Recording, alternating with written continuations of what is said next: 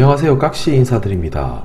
요즘 19번째 친구 이야기를 안하고는 사실상 이 경제 이야기를 안 할 수가 없습니다.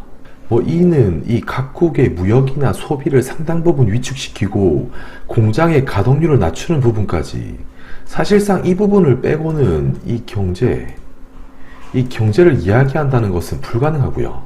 그래서 노란 딱지가 걸리든 말든 일단 이 부분을 이야기할 것이고 강행할 것이고요. 그래서 제가 이야기할 수 있는 부분, 일단 할 수 있는 부분에서 최대한 이 우회해서 이야기를 해보도록 하겠습니다. 오늘의 주제, 이 결국 유동성 장세로 이어진다, 이렇게 정해봤고요.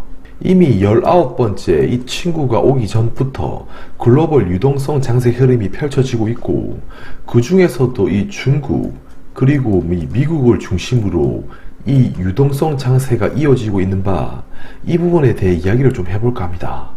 그리고 항상 최악은 최고의 매수 기회였다는 점, 이 부분에 대해서도 이야기를 해볼까 하고요.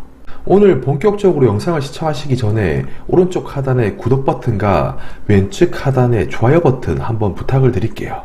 우선 이 G2 국가의 주식시장을 제가 들고 왔습니다. 이 중국과 미국, 그래서 그런데 이들 국가의 주식시장을 이렇게 보게 되면 사실상 이 19번째 친구는 이미 종료가 된 것 같아요. 아니 근데 보통 이 뉴스에서는 이 19번째 이 친구 때문에 지금 난리인데, 하지만 이런 금융권의 지금 분위기는 이미 이런 사태가 있기 전에 이 정고점을 이렇게 돌파했거나, 당사자인 이 중국의 경우에도 이런 식으로 V자 반등을 급하게 그려주는 모습을 보여주고 있어요. 그런데 중국에서는 이미 이 사망자가 이 1000명을 돌파를 했고, 이 돌파해 가고 있는 상황에서 왜 이렇게 주가는 이런 식으로 확연하게 회복을 보이는 걸까요? 말 그대로 이렇게 V자 반등을 보여주고 있는 모습인데, 이런 주가 상승의 이런 동력, 힘은 도대체 어디 있는 걸까요? 결국 이런 동력에는 이 돈을 풀면 결국 경제는 반응을 하는 법. 사실상 이번 19번째 이 친구가 오기 전부터 세계 경제는 이 유동성 주사를 충분히 맞고 있었고, 중국 정부의 이런 이 발빠른 경기 부양책이 저는 한몫을 하지 않았나, 이렇게 생각이 듭니다. 결국 중국의 막대한 유동성 공급은 회복의 속도를 더 가속화시켜 주는 것이라 생각이 되고요. 사태가 터지자 말자 이 중국은 이 경제에 이 막대한 불가피한 영향이 있을 것이라고 판단을 했고, 일자리, 금융, 투자, 그리고 대외 무역, 외자 유치, 이런, 그리고 국민들의 불안 심리 부분에 있어서 이 안정을 깨야 한다며 이런 다양한 부분에 이 경기 부양책을 펼치게 됩니다. 그리고 추가적으로는 이 공개시장 조작, 이 공개시장 조작을 통해 무려 1.12조 위안의 이 돈을 공급시키고요. 그러니까 중앙은행 이 PBOC가 이 돈이 부족한 경우를 대비해서 이 유가증권을 이쪽으로 이렇게 매입을 하고, 이 통화를 이렇게 추가적으로 이 공급을 함으로써 이는 금융시장의 안정을 깨하려고 하는 것이고요. 그래서 이런 행위는 사실상 금리 정책에 비해서 시장을 더 안정화시키는데 더 효과적이라고 볼 수도 있습니다. 그리고 추가적으로 이 단기 환매 조건부 채권시장, 이 레포 시장 또한 시중에 돈이 말라버리는 것을 걱정해서 이렇게 돈을 투입시키는 것이고요. 이는 아주 적극적으로 응대하면서 역대 순투입액 중 이 최고 금액인 9,500억 위안을 투입을 시킵니다. 그러니까 이는 이전 최고 대비해서도 거의 한 2배가량, 이 2배가량 높은 금액이라고 볼 수 있고요. 그래서 아무래도 이런 조치가 이 중국의 금융시장에 이 빠른 회복을 가져다 준 요인이 아닌가 저는 생각이 듭니다. 그런데 이 19번째 친구가 왔는데, 이 당연히 경제지표에는 흠이 안 될 수는 없겠죠. 그래서 이것마저도 안 된다는 것은 솔직히 말이 안 되고요. 사실상 이 중국의 케이신 PMI가 올해 들어서 이런 식으로 좀 둔화되는 흐름을 보이는데, 사실상 계절적인 요인으로는 중국의 춘전 연휴 영향으로 좀 둔화되는 경향이 원래 좀 있고요. 아무튼 2월의 실적이 이 궁금하긴 한데, 둔화는 일단 피할 수 없을 것으로 생각은 됩니다. 그래서 전반적으로 제가 뭐 이런 이야기를 하면 깍시 너는 시장을 너무 긍정적으로 보는 것이 아니냐 이렇게 많이 물어보시는데, 당연히 이 19번 친구로 인한 여파, 이 오래 갈 것이라고 어느 정도 생각을 하지만 언제나 그렇듯 이 금융시장은 그와 별개로 이 빠르게 선행되는 경향을 항상 보였기 때문이고요.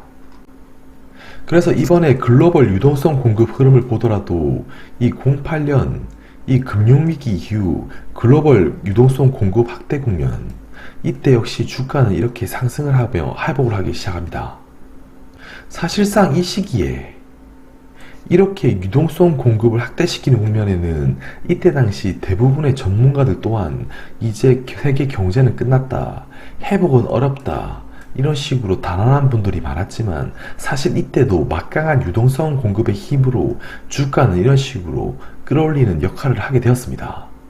그래서 사실상 이런 식으로 경제가 다시금 화랑이 되면 다시금 돈을 더 걷어들여서 긴축을 하고, 다시 경제가 안 좋아지면 다시 확대시키고 긴축시키고 확대시키는 이런 국면은 지속적으로 경제의 사이클로서 행해져 왔다는 것이고요. 그래서 이 유동성 공급이 이렇게 펼쳐지는 국면에 주가가 이렇게 상승을 하고, 뭐 지금 국면도 마찬가지고요. 그래서 이번 이 19번 친구의 등장이 이 과거 금융위기보다 뭐 더 무섭다면 할 말이 없겠지만, 이때보다 더 무서운 게 아니라면 지금 장세를 그렇게 두려워할 필요는 없다고 생각이 되고요. 그리고 사실상 이 19번째 친구가 오기 전부터 유동성은 이렇게 공풍부하게 공급 중이었다는 것이고요. 그래서 사실상 이 중국의 경제가 힘들면 힘이 들수록, 둔화되면 둔화될수록 이 정부는 더 강력한 이 경기 부양책을 실시할 수밖에 없다고 생각이 들고요. 그래서 중국의 이 크레딧 임펄스를 한번 보게 되면 이 지표는 중국의 뭐 융자 금액과 이 GDP를 이 표에 반영해서 중국의 금융 여건을 보여주는 것인데, 이 상대적으로 이렇게 낮으면 부정적이고 이렇게 상승하면 긍정적인 것을 의미하게 됩니다. 그래서 뭐 16년도 이후 이런 지표의 흐름세가 사실상 이렇게 지속적으로 정체되어 하락해 오다가 이 19년 들어서 이렇게 반등을 하여 지금은 뭐 대략 뭐 한 2개월 정도 이렇게 상승하는 국면을 보여주고 있고요. 물론 뭐 정확하게 이 지표와 이 지표의 이 주가 지수와 일치된 흐름을 보일 수는 없지만, 이런 지수의 상승은 앞으로 이 주가 지수의 긍정적인 흐름을 가져다 줄 수 있다고 이야기를 좀 할 수 있을 것 같습니다. 그리고 이번 이 19번째 친구 때문에 힘들어가지고 이 유동성을 이렇게 늘리는구나 이렇게 생각을 할 수 있지만, 사실상 이런 사태가 발생하기 전부터 이 미국의 경우에도 이런 식으로 유동성 공급의 힘이 계속적으로 발휘되고 있고요. 그래서 이런 통화 공급량 확대의 힘은 결국 이 주가 지수의 상승의 힘을 만드는 것이고요. 그리고 지금 이 M2, 미국의 M2 강의 통화 증가율이 무려 이 7.2%의 확장세를 보이고 있습니다. 그래서 과거 이 2008년, 그리고 최근에 2015년, 그리고 아주 최근에 2018년은 이 전 세계 주식시장, 이 주식시장이 맥을 못 추고 이렇게 주춤한 국면이었고요. 공교롭게도 이 시기는 이 유동성 공급이 증가하지 못하고 이런 식으로 정체하는 국면이었습니다. 그래서 이런 시기에 이 통화 공급량, 이 통화 유동성의 공급량이 이 절대적인 이런 지수뿐만 아니라 이 전년 대비 얼마나 이렇게 개선되었는지 나타내는 이런 흐름은 결국 이렇게 전 세계의 주가 지수의 방향에도 기여를 했다는 것이고요. 그리고 현재는 무엇보다도 이 중국과 미국, 이런 세계 경기에 가장 큰 영향을 미치는 중국과 미국이 그 누구보다도 앞장서서 이 통화 공급을 주도하고 있다는 점에서 이 19번째 친구의 등장으로 인해서 이 과도하게 걱정할 필요는 없지 않을까 저는 생각이 듭니다. 뭐 물론 저는 금융시장의 관점에서만 바라보고 이야기하는 것이고요. 뭐 개개인의 건강과 안위는 절대적으로 잘 관리하시고 경각심을 항상 느껴야 한다고 생각을 합니다.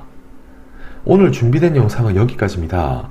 오늘 영상도 유익하셨다면 이 구독과 좋아요 한번 꼭 부탁드리고요. 또 다음 시간에서 뵙도록 하겠습니다. 감사합니다.